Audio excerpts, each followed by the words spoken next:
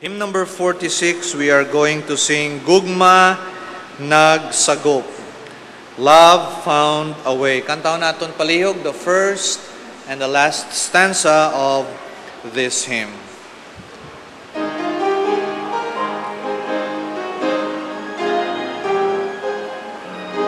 Ready? Sing.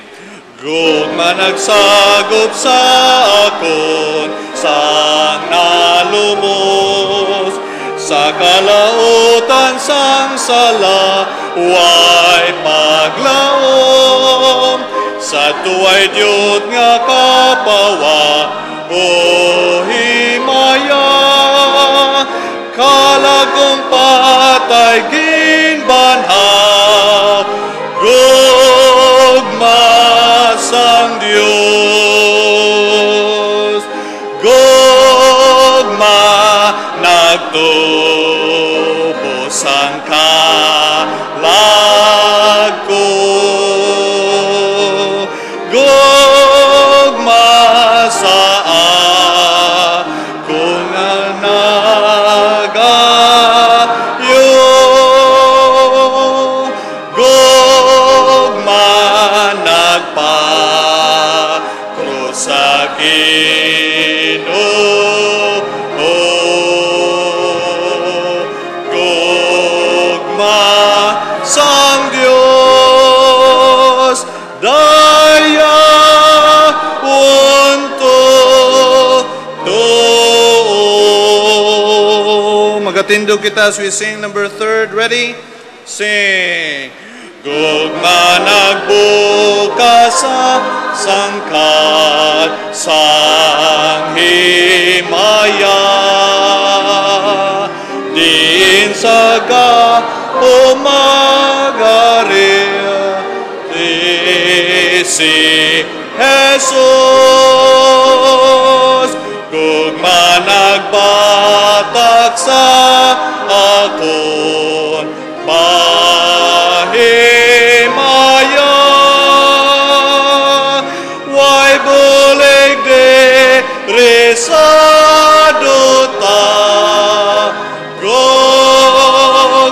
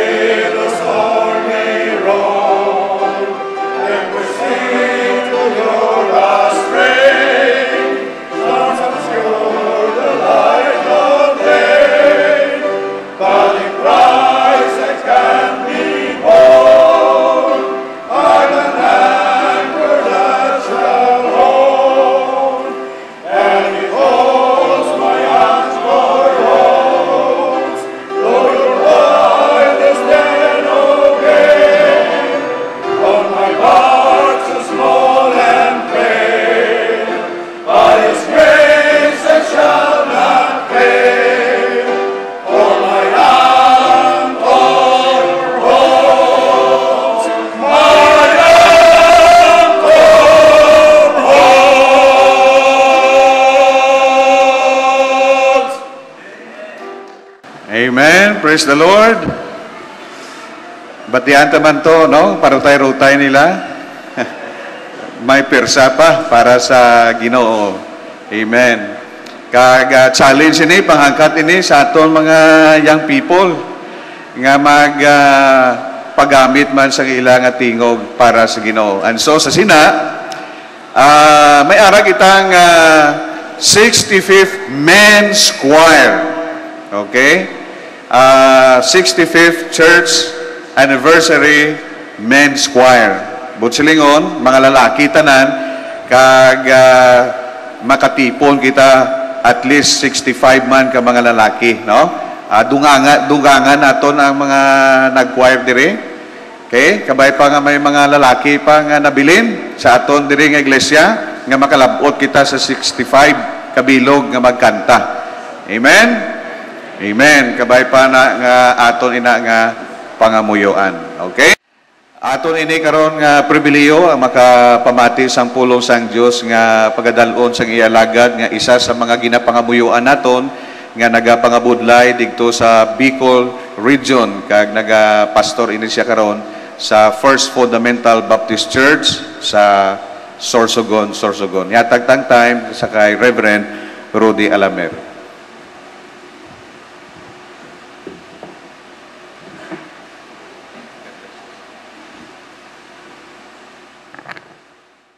So magatindog kita palihog kay magabasa kita sang pulong sang Ginoo.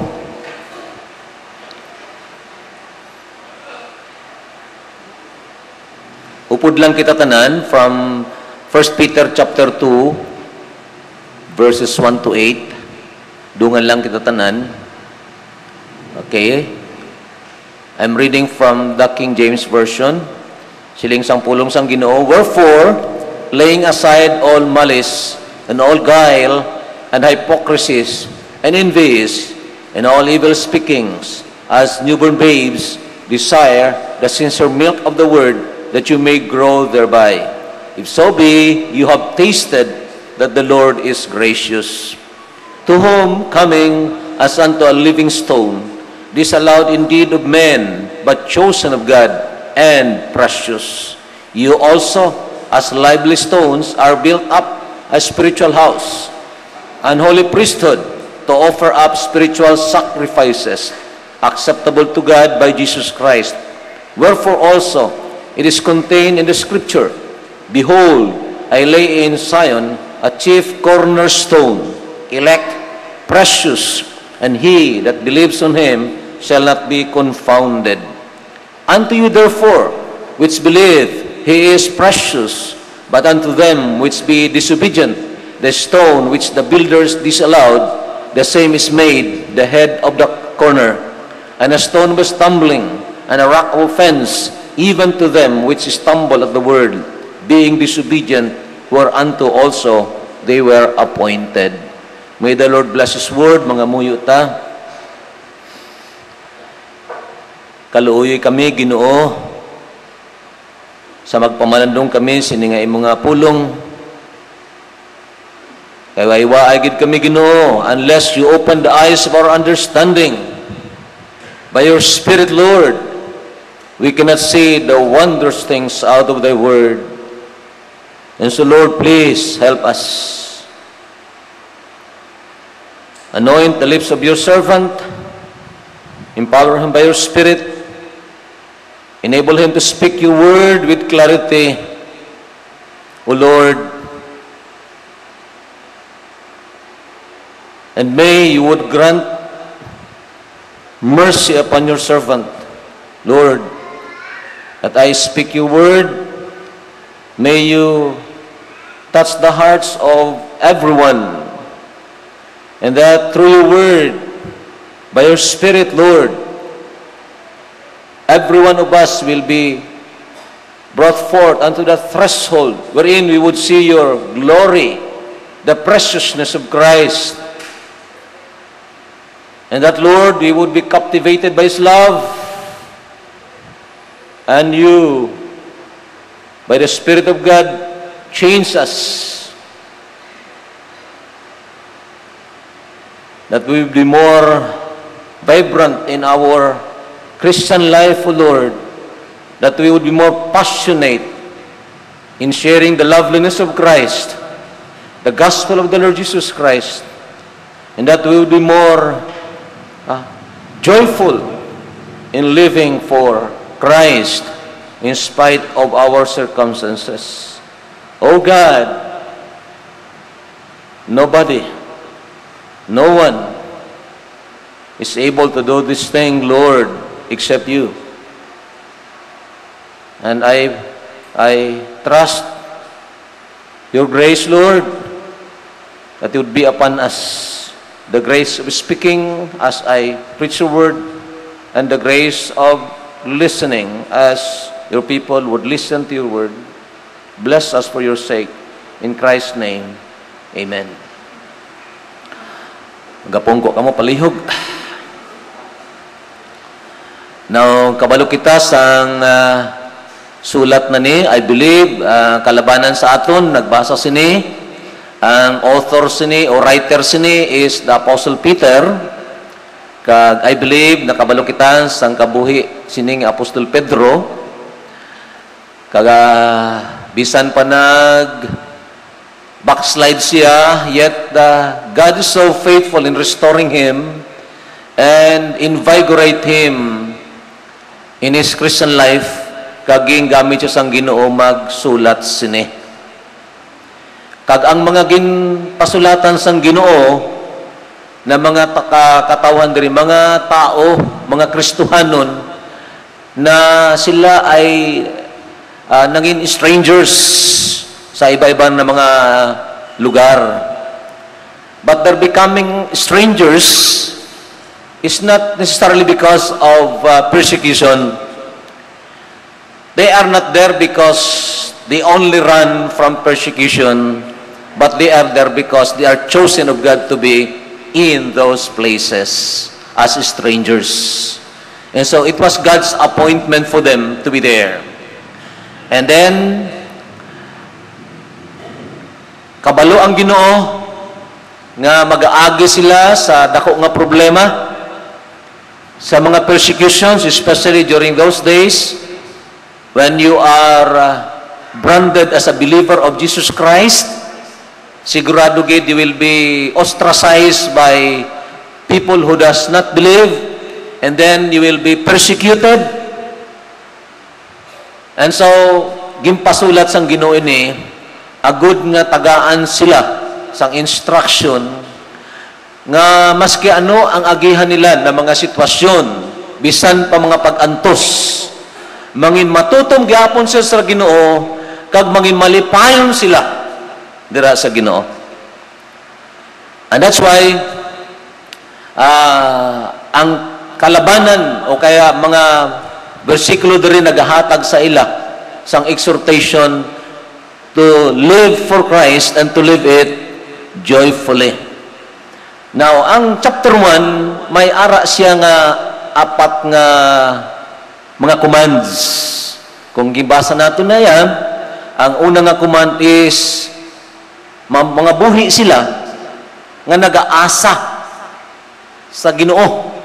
Ang ila paglaom sa Dios, hindi sa kung ano nga material nila nakahimtangan, hindi sa kung ano na mga abilidad nila, kundi maglaom sila sa Ginoo, sa Diyos.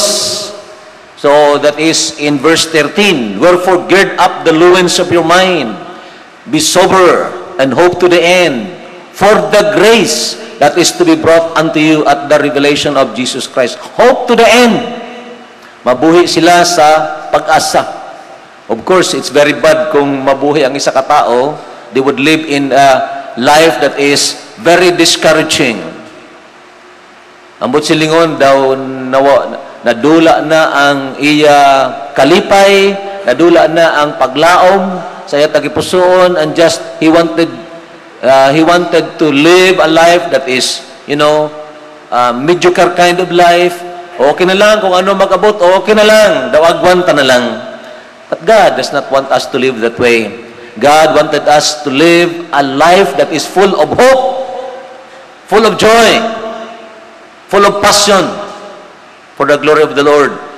And then there is another command is live in holiness.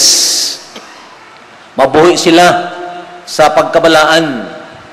Ang holiness na niya, hindi na sila makasala, but rather a separated life from sin unto God.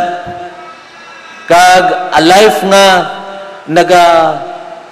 pagwa sang nasa sulod sang ila tagipusoon ay butang sang Ginoo towards the brethren. Ang silingon, it's a life that is expressing it in Christian love for the brethren. Kagamo na ang exhortation o kag ang command ni Apostol Pedro dire, live in holiness because it is written, be holy for I am holy. And the other one is to live in fear or in godly fear, in the fear of God. Amo na siling sa verse 17, and if you call on the Father, who without respect of person judges according to every man's work, pass the time of your sojourning here in fear. Of course, nakaibalo kita sini nga ang fear na ni, ang katakot na ni, hindi katakot na nagapalagyo sa Ginoo. Kundi katakot ni na nagapalapit sa Ginoo, kay nakita niya na kanami gid sang Ginoo.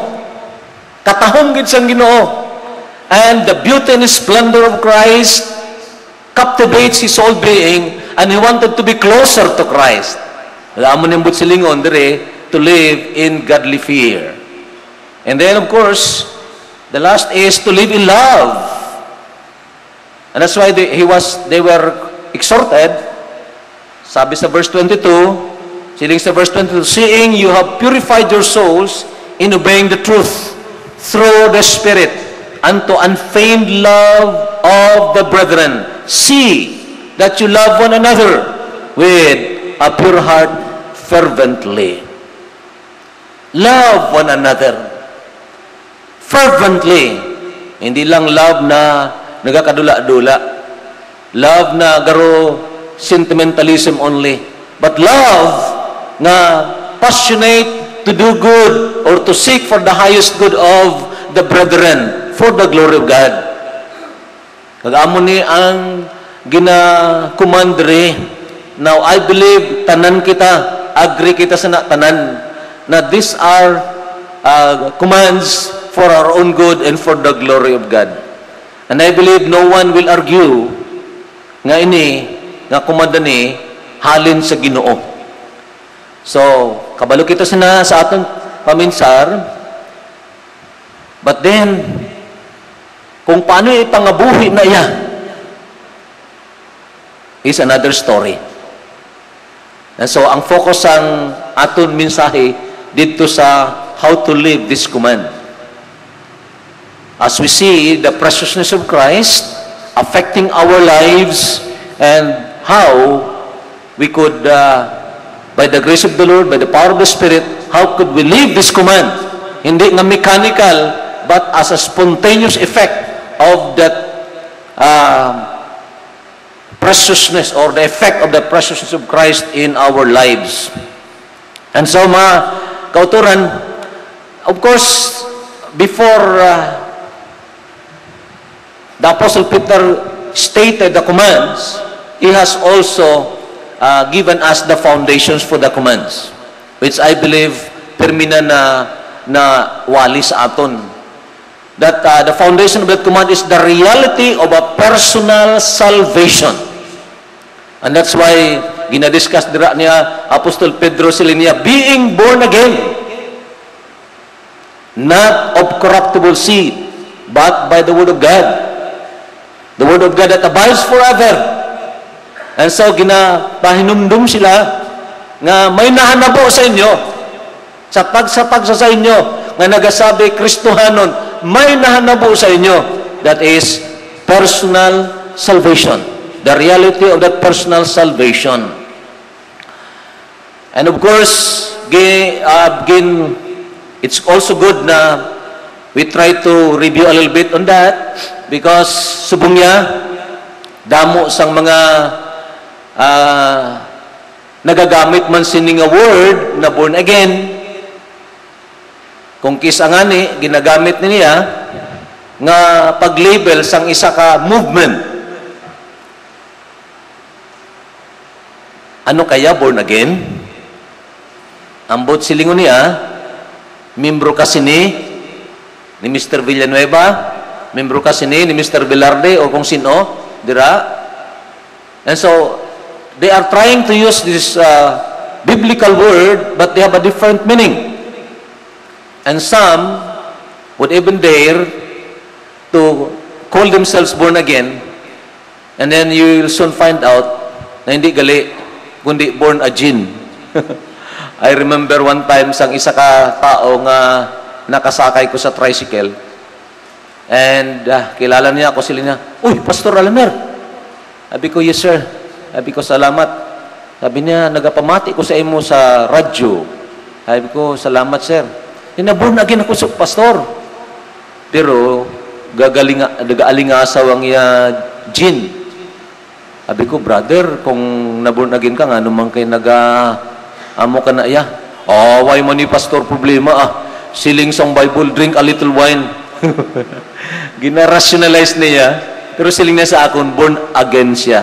Sabi ko, "Brother, basi born again So, they're trying to use this word, and yet, why man siguro sang experience that personal reality of the reality of a personal salvation. So, nahanap po na sa aton, according to the Apostle Peter, of course, sa inyo tanan na experience niyo na, sang nakabati kita sang ebanghelyo, the gospel that is being preached. Siling sa verse 25, the gospel that was preached to them. And then, ang content sina nga gospel is si Jesus Christ, the Lord Jesus Christ, ang Kristo sang Biblia. Hindi ang Kristo sa kung sino na relihiyon.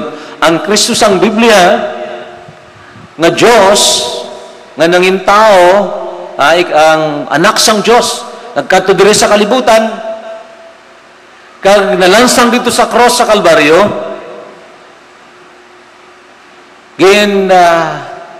shed niya ang dugo, mangod sa aton, ginlubong siya, kag nabuhay o nabanhaw siya, gihapon. And so, I know that you know that, and we should not forget, because subong niya, damo sa mga tao that they are also preaching, quote-unquote, the gospel, pero wala na sang content na sino si Kristo. Ano ang ginhimo niya dito sa cross sa Kalbaryo? The Apostle Peter reminded them that you are not redeemed by corruptible things such as silver or gold, but you are redeemed by the precious blood of Christ. Na daw parehas sang karnero, sang kordero, na ginapatay dito sa Old Testament, an innocent lamb was being killed, picturing the innocent Christ who will die on the cross. Ag sa aton tion, He has already done it. Ag dito sa cross ang Kalbaryo, nakaibalo kita, nagsinggit ang Ginoo, it is finished. And that's why it is by faith alone that we can have salvation. It's not by doing good, neither by doing bad. It's not by being a member of any religion or denomination. It is by trusting the Lord Jesus Christ who died for our sin and rose again from the dead.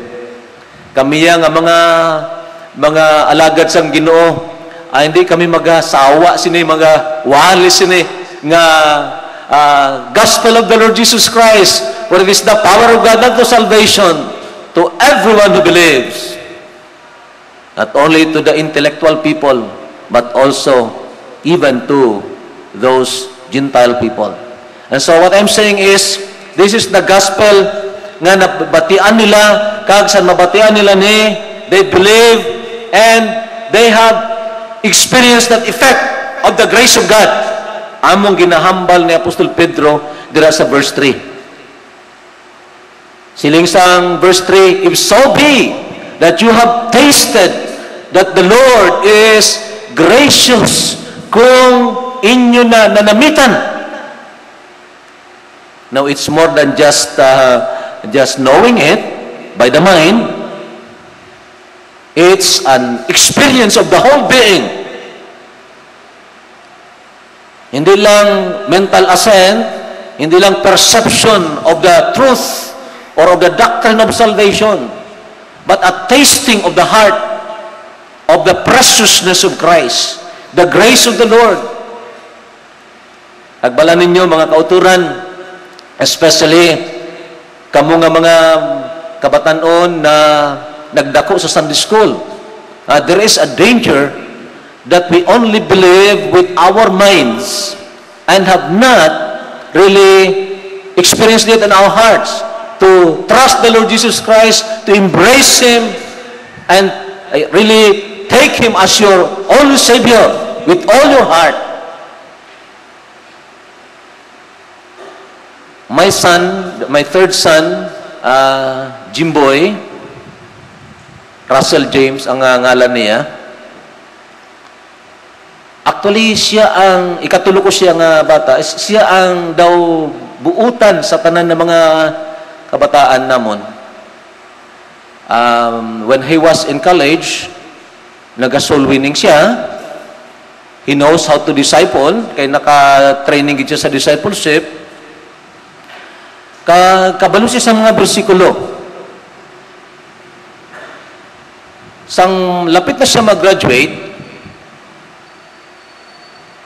sa Cassie conference namon, I was the speaker then. I preached on the best way to win the fight is to pursue your greatest delight. And I have tried to emphasize that the greatest delight is Christ. God designed us to have that ultimate joy in Christ alone, not in the things of this world. And so, emphasizing that, after that preaching, my boy told me, Pa, daw sinilang nation nagtrabaho sa akon ang Ginoo nga magtuugid sang tagipusoon nga pagtuo. Sa una daw hindi ko gimpansin bala. Although he came to me with all sincerity, yan saling ko, okay, praise the Lord, praise the Lord. Then, after graduation, nag-review siya dira sa Cebu, and mechanical engineer siya by profession.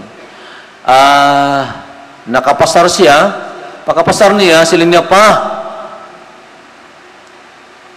When he heard the preaching, I preached on the story of grace, and 1 Corinthians 15, verse 10, I am what I am because of the grace of God, and the grace of God that is bestowed upon me is not in vain.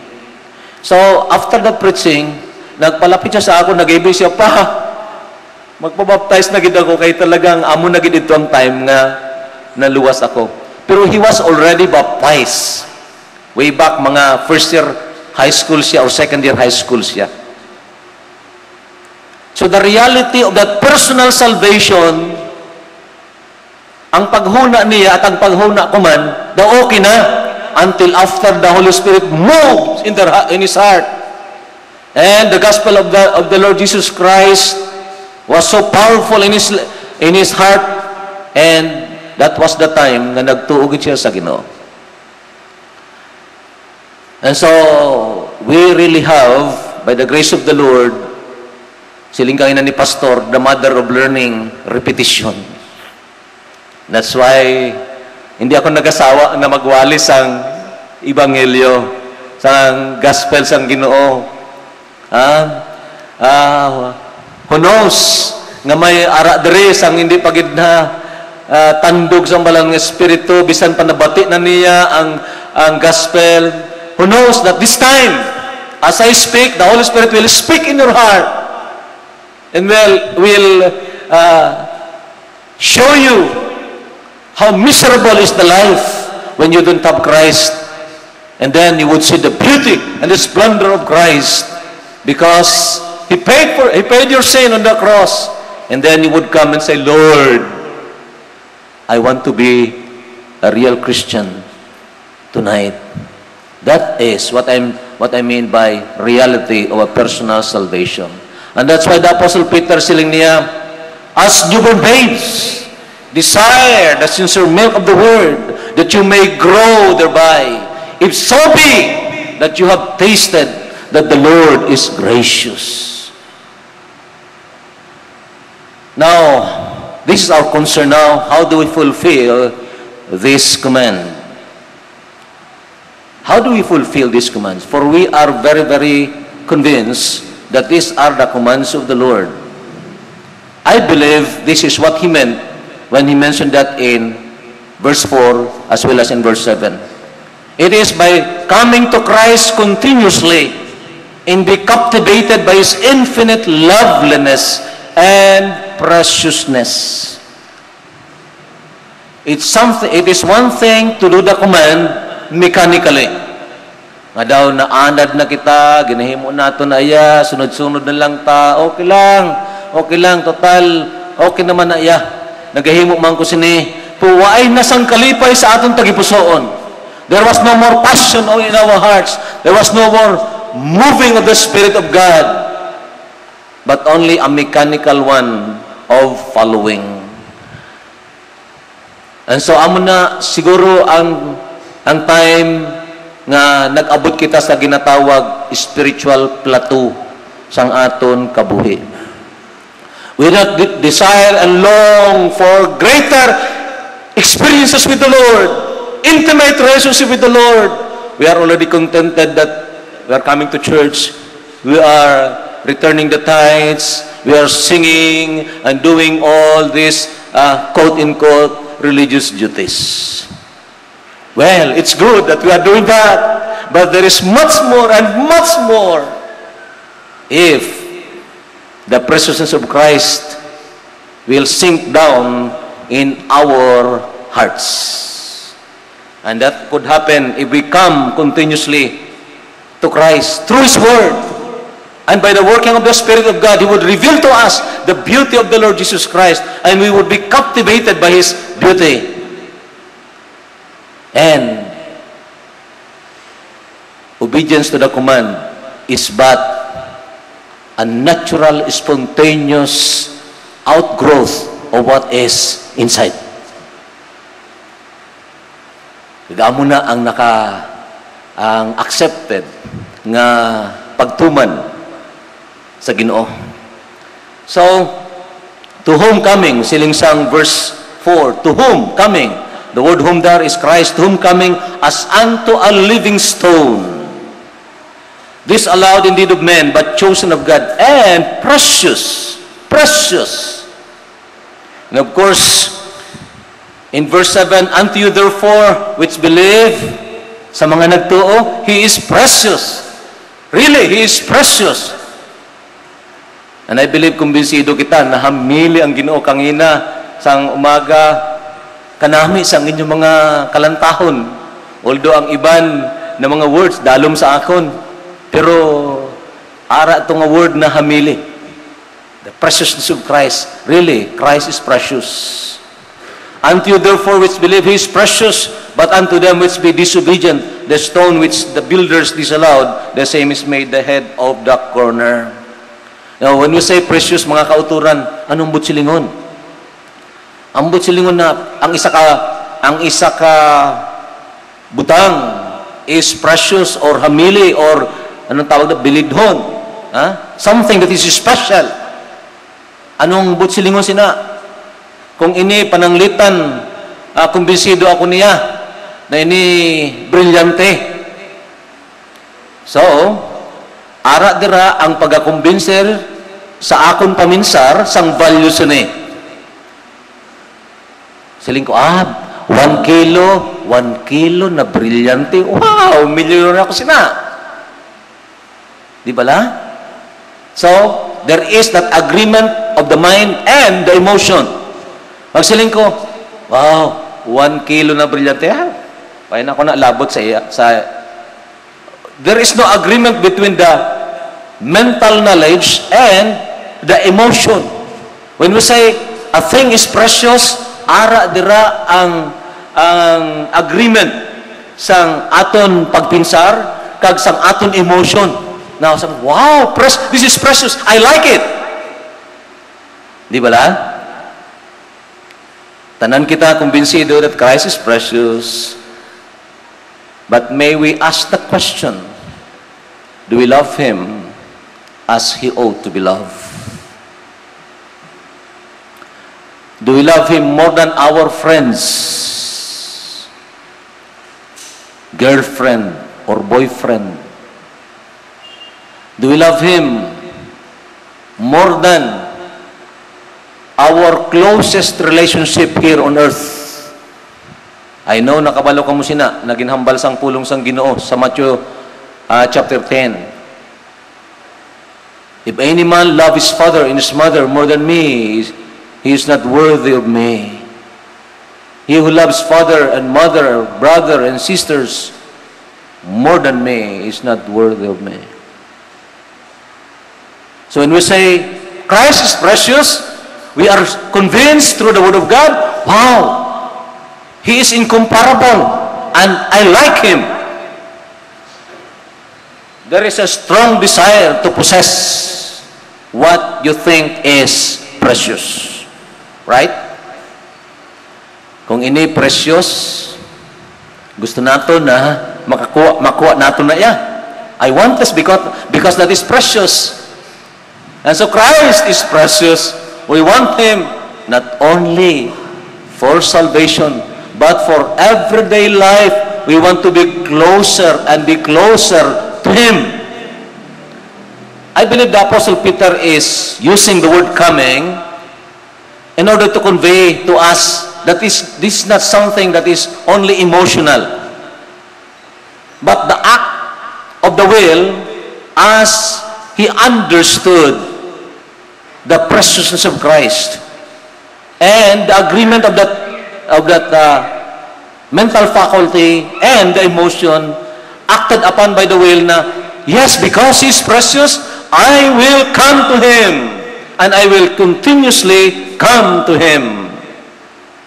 And of course, mga kauturan, when we say a thing is precious, pag nadula na sa aton ang isa ka butang talagang precious sa aton, anong aton balatyagon? Nagakasubo kita, di ba la? There is that anguish of heart that we lose something that is precious. Fellowship with Christ is a very precious thing. Being in the presence of God is a very precious thing. When we lose that preciousness of fellowship with Christ, there must be anguish in our soul. Na masubo kita, and we would cry, O Lord, be merciful unto me, O Lord. Let your face shine upon me. Restore to me the joy of your salvation. We will cry unto the Lord. The preaching this morning, oh, I was blessed by that preaching. When they have sensed that they have come to their wits' end,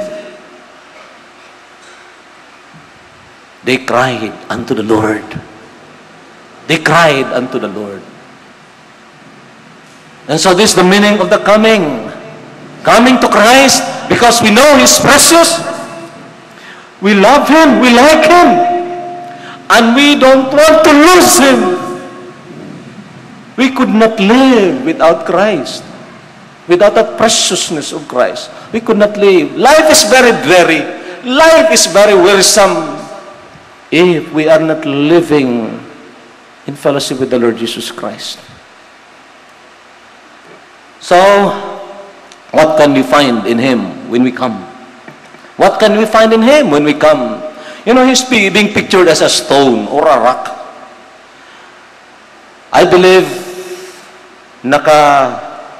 madali paminsar kita, mag-imagine kita na, oy, that story in Exodus chapter 17. Sang ang mga Israelita, nagakumod sila, and they're murmuring against Moses and against Aaron, and God instructed Moses to strike the rock. and Moses hit the rock and nag-flow dito ang tubig. Living water out of the rock.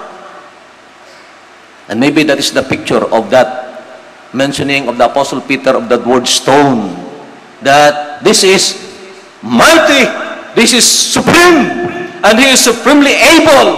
If we would come to Christ, bisan pa grabe ng problema naton, grabe ang sitwasyon naton, daw wala na kita sa lusutan, wala na kita sa makadtuan, you come to Christ, and you would find Him that He is supremely able. It will be realized when you come, and He is sufficiently available. Everything that we need, anything that we need, Christ is sufficiently able. We are complete in Him. Mga kauturan. And that's why the Apostle Peter, through the Spirit of God, is trying to tell us, unto Him, coming, you come to this living rock, lively stone, and you will be sufficiently be provided for everything that you need for His glory. And of course, you would find Him that He is magnificently adorable. I try to use that word, mga kauturan, because many times our words do not match with our emotions. Our minds do not match with our emotions. I could sense that also in my life. That there are times I would sing, but I just sing because I memorize it. I sing without my emotion anymore. Now I think, as I understand it from 1 Corinthians chapter 14, we would sing with understanding, or with the Spirit also. Of course, it is not an emotion that is, brought about by mechanical means. Daw smile, kung sa smile pa sang mga ang stewardess. Hello sir, good morning. Mechanical smiles. No, it's not. But rather as the Holy Spirit speaks to us, convincing our minds of the beauty of Christ, then our hearts say, yes, O Lord. And we would sing the song with our hearts, with joy in our hearts, because He is magnificently adorable. Our God is so precious. The God of the Bible, not the God of Quran. You cannot find a story in Quran, a story about the story of our God, that He gave His only begotten Son to die for our sin. You try to study the life of Christ. He is so powerful. He commanded the storm to stop, and it stopped. Ginbanhaw niya si Lazarus 4 days na napatay. 5 loaves of bread, 2 fishes, gin-multiply niya. That's amazing. And that's why ang iban, ang paghuna nila, amo lang gid ang himuon ini sang Ginoo, mag-multiply sang pagkaon. So nagpalapit sila sa Ginoo. They wanted Him to be king, to be their king, to be the prophet. Pero ang ilang motive is agud na damo sang pagkaon para sa tiyan. But the Lord confronted them. Telling niya, labor not for the meat that perishes, kundi ang meat na halin sa the food that is from heaven. Kaginhambal niya, I am the bread of life. He who comes to me will no longer hunger, and he who believes in me will no longer thirst. And so, if we study that, if we read the Word of God, natudlo ang kitab, kamuya sang gamay pa kamo sa mga DVBS about that magnificent power of Christ. Of course, beside that, nakahibalo kita that He is our Creator. In the beginning was the Word, and the Word was with God, and the Word was God. The same was in the beginning with God. All things were made by Him. And without Him, nothing was made that was made. You try to think of how great is our God. Just looking at His creation, from the greatest to the smallest, even to the most intricate part of our body, you will be amazed how magnificent is our God. But the greatest of all, mga kauturan, is when we see Him and wondered why, when He was spanked, when He was slapped on the face, when He was spitted upon by the soldiers, and He did not lift His finger to defend Himself. You know, when I look at that, I was saying, Lord, you're really so adorable, so beautiful. The power and the gentleness joined together. Wow, that's great. And this is the God of the Bible. The God that is so precious. Nga hindi kita makasarang nga mawala siya sa aton. We cannot afford it to lose Him. Magnificently adorable. Who are those who will come to Him? Sino ang nagapalapit? Kung magpalapit kita, do we come with that motive nga daw, himuo lang naton siya na dekorasyon sa aton kabuhi? O idugang lang naton siya sa aton mga pagtuo na? No, I think hindi. When the Holy Spirit works, the humble will come. The poor and the needy will come. Those who have realized na, Lord, hindi ako kaagwanta kung wala ka. Bisan pa Kristuhan ako, maluya ako, Ginoo. I need you. And so, that feeling is a good kind of feeling. And when the Holy Spirit moves, it will create that desire for the milk of the Word. And that you would come. Only those people who are humble. The pride, because of their pride, they will not seek after God, according to the Bible. These are the people who are contented in themselves. They are glorying in their accomplishments. They are glorying in what they can do or what they have done. But these people who see themselves na maluya, pigaw nga tao. Amin yung mga tao nagapalapit sa Ginoo. The fearful and the fainting. Nag-abot sa aton tagipusoon, mga kauturan, na daw takot kita magpalapit sa Ginoo, nahuya kita. Kay nagsaad kita na magpangabuhi kita sang amon eh. We know these commands. We want to be separated from sin and separated unto God. We want to live a life that is pleasing to God, yet we have fallen. One of the effects of that is fear. And we tried, and we tried, and we tried. Then we nagbayaw kita sang aton kabot. We dedicated our lives, pero later on, balik naman. Oh. And so we are so discouraged. Why ni siguro? Hindi ni siguro pwede. Wala man siguro ni. The why manipig sa akon. Don't believe it! The race! Come to Christ! And when the Holy Spirit would reveal to you in a fresh way the preciousness of Christ, it will create that confidence that in Him, there is forgiveness. Lord, if you would mark iniquities, Lord, who can stand? But there is forgiveness with you, that thou mayest be feared.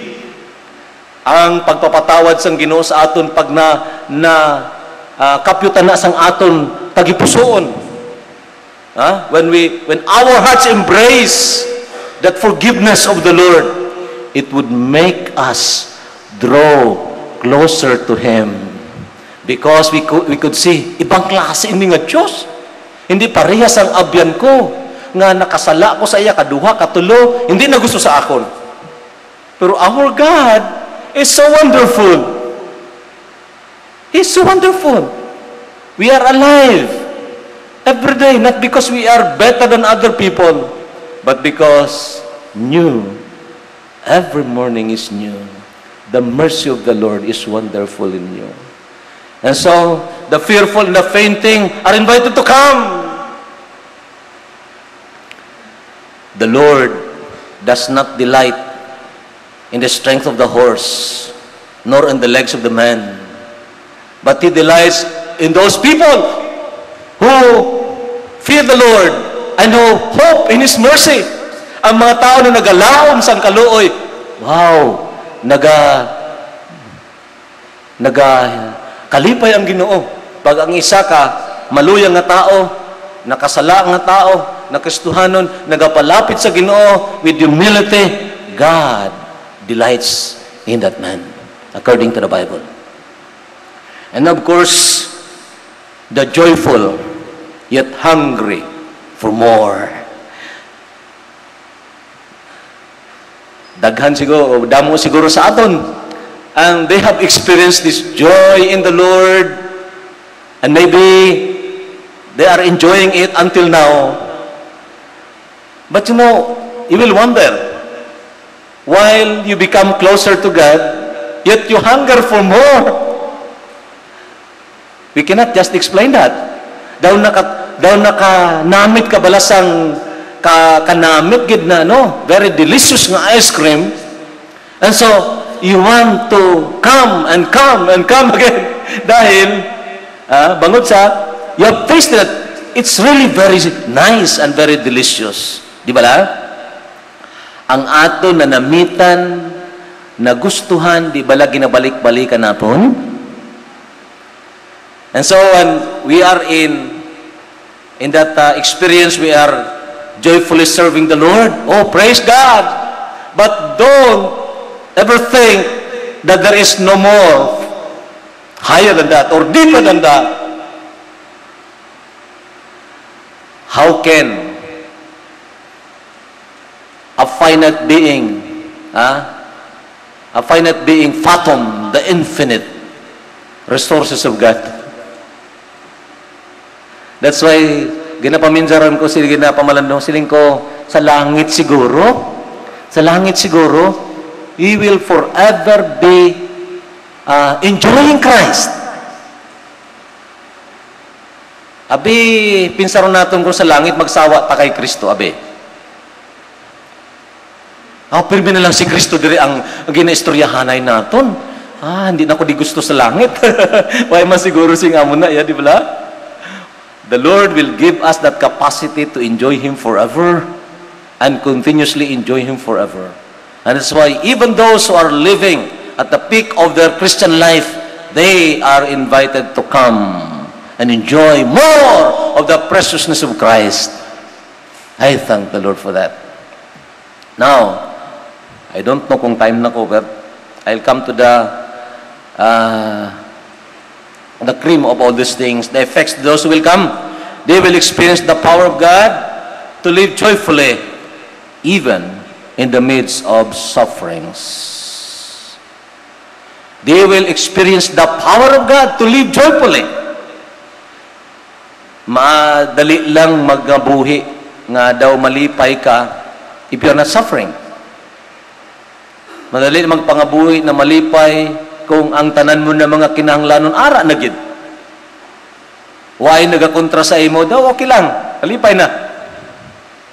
But you know, kung ang Diyos nagintuuhan naton, makasarang lang siya maghatag sing kalipay sa aton. Kung waay ta balatian, kung wala ta problema sa material, kung waay sang nagakontra nga tao sa aton, makasarang siya maghatag sa aton sang kalipay, hindi na ang Diyos sang Biblia. Our God is supremely able. He could give us joy even in the midst of the severest sufferings and trials. And this is an actual experience sang mga tao diri naging sulatan ni Apostol Pedro. Basahon naton aya 1 Peter 1:6-8, wherein you greatly rejoice, though now for a season, if need be, you are in heaviness through manifold trials or temptations. Whom, that's Christ, having not seen, you love. in whom, though now you see him not, yet believing. Believing. Just the same as the word coming. Coming. Yet believing, you rejoice with joy unspeakable and full of glory. Mga kauturan, this is our God, the God of the Bible, who is supremely able to make you joyful in Him in spite of the greatest suffering. Siling ka, grabe na gini na pag-antos, diskurahin na gid ko ya. Hindi na gid ko tutom sa Ginoo. You try coming to Christ. Beg from Him that He would reveal to you His preciousness, and you would experience this power to be joyful in spite of trials and persecutions. Secondly, they will be released from the love of material things. Mga kauturan, one of the deadliest enemy of our soul against the love of God is the love for things. Sa Bible, mga kauturan, wala sang warning if you become poor. Why isang warning? Matilingala ka, why isang warning? Ha? Why isang warning kung gina-persecute ka? Wala. Ang exhortation, rejoice when you are being persecuted, when you're suffering for Christ. But there is a lot of warning if we become rich. Because when we become rich, there is that blinding effect in our eyes, in our spiritual eyes, blinding us from the glory of Christ, from the preciousness of Christ, and we thought that the measurement, ang sukat, sang pag-bless ang Ginoo sa aton is only material. I'm not saying that the Lord will not bless us materially. There is a lot of promises there. The Bible told us, for our God, for the Lord God is a sun and shield. He will give grace and glory. He will not withhold any good thing to those who walk uprightly. Yes, that's true. The Lord blesses people. Yet, mga kauturan, it's not wrong to gain more. It is wrong to keep more. Keep more than what we need. That's wrong. Now, look at these people. Ang 2 Corinthians chapter 8, matilingala kasi ni sa ila kabuhi. They are living in dire poverty. They are living in great afflictions. Yet they are abundantly joyful. Daw kung tanawon naton, daw kung trahanay, the grace of God was bestowed upon them. Grace of God was bestowed upon them, and yet they are so poor. Kung isang pag-una naton, pagpubri kita, why gid sang bugay ang Ginoo sa akon? Don't believe that. Kung nagaantos kita, why gid sang bugay ang Ginoo sa aton? No, sir. The Macedonian Christians, they are in deep poverty. They are experiencing great affliction, yet God give them grace. That is the grace of joy. Because God is able to give us joy in spite of any circumstances in life. And I tell you, my brothers and sisters, the ultimate longing of our soul is joy. If I can enjoy that highest kind of joy, yet, although I will live in poverty, it's okay with me. You know why? Anyway, I'm looking for that real joy. We are the sign of God to enjoy Him forever. And so, the Lord could give us joy, and we would be released from the love for material things. Ang simple sina, if this is an ice cream, and I am enjoying ice cream, Hello? Kanamit ni ice cream. If you would offer to me ice drop, anong imuon ko? Hindi ko na gusto yan. Namit ng ice cream. Di ba la? If you are enjoying Christ, the pleasures of this world, by the power of the Spirit of God, will become dread, or will become not really joy in itself, kundi nakakatakot na. Di ba la? And that's the reason, the pursuit of that greatest delight, the joy in Christ, I believe, is the one that would cure all our seeking for fleeting pleasures. Kabalo kita sa nangginhambal sa pulong sang Ginoo sa Hebrews chapter 11 kay Moses, ba? Moses, when he was come to years, choose not.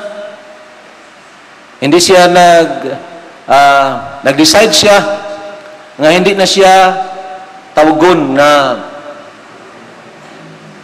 anak sang paraon.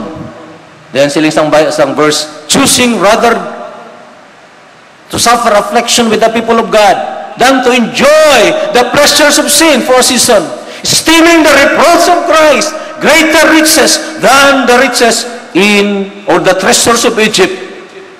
That's foolishness. That's foolishness. Treasures of Egypt against the reproach of Christ.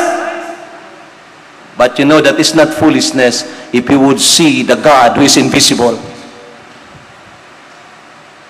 When I was meditating on that, sila ko, Lord, invisible? Paano ko makita? Invisible ka? We have two eyes. The eyes on the head and the eyes of the heart.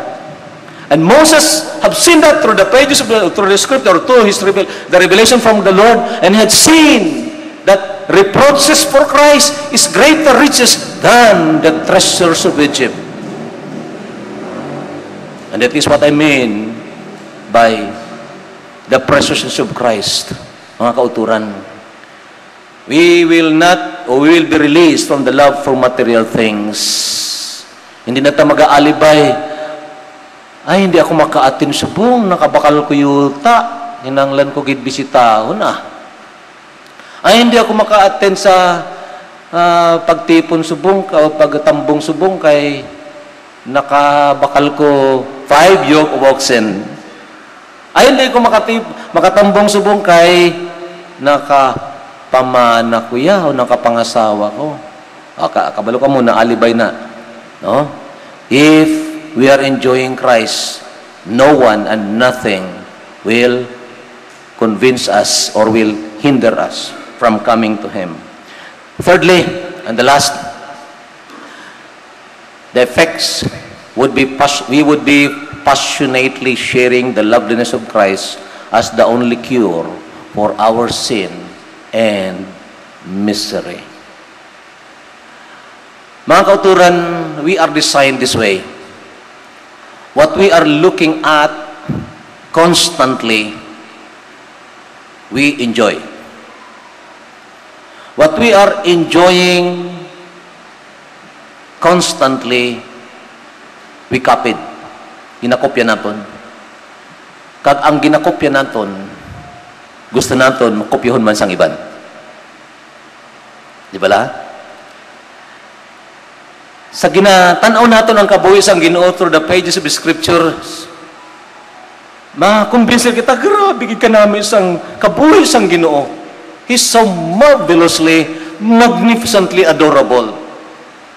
And when we see that through the eyes of our faith, mga kauturan, through the eyes of our heart, automatic, hindi nato na mapunggan, matingala nga ni kita. Kaya wala man kita sing intention na mag-witness, dugay-dugay, pag may nakatupad lang kitang isa katao, dugay-dugay ka, ay, di ka magkadto? Mani. Dugay-dugay nakasingit na dayon ang gospel. Ginapakilala nato ng Ginoo. What's that? That is because we are enjoying Christ. What we are enjoying, we want to share. Because the love of Christ constrains us. It is something that is compelling us from the inside, not pushing us or pulling us, but a constraining of the Spirit of God, of the love of Christ that we want to share. Springing up like living water. And that's what I mean. Sang ginahambal dira, passionately sharing the loveliness of Christ. These are the verses. And they departed from the presence of the council, rejoicing that they were counted worthy to suffer shame for His name. These are the apostles, particularly Peter and John. They were beaten, severely beaten by the religious people during those days. For what offense? For sharing Christ. And they were thinking that this beating will make them stop. And yet, tanawan ninyo ang verse, and daily in the temple and in every house, they cease not to teach and preach Jesus Christ. Wow. Siling ko, grabe ni. This is impossible. Sa natural natin, impossible. But you know, when we are enjoying Christ, the power of the Holy Spirit, hindi natin na mapunggan. We want to share Christ. Even we are suffering. And that's what we want to see in Christianity today, mga kauturan. That's what we want to see. Because it's there in the scriptures. Na nabu na. Hindi na sila mga maalam mga tao. Mga manok-isda lang sila ng mga tao. When they perceive, siling nila, when they have seen the boldness of Peter and John, they marvel. Tingala sila, mga unlearned din ng mga tao. They have not gone to school. Ang kaupod lang nila, ang Ginoo. Hindi sila kabalo na ang Ginoo, the best teacher. And then sila na, hindi sila nagko-acknowledge. Why are they so bold in preaching? And then they perceive that they had been with Jesus. They had been with Jesus. They are intimately close with Jesus. And if we would be intimately close with Jesus, coming to Him continuously, being captivated by His loveliness and the preciousness of Christ, this will be the result, mga kauturan. An automatic response of the heart. Hindi naging programa lang kita, kaya nagasulwining kita. It's good that there is a program for that, so that we will be reminded. But there is more than that. The power of the Spirit of God is more than just the program. And it's there as we come to Christ. And so I believe this is the thing that I need most in my life. This is the thing that I would desire. Naging humble man ni David. I have preached on this sang magkadto ko dere. The one thing have I desired of the Lord, that I may seek after, that I may dwell in the house of the Lord, to behold the beauty of the Lord, and to inquire in His temple.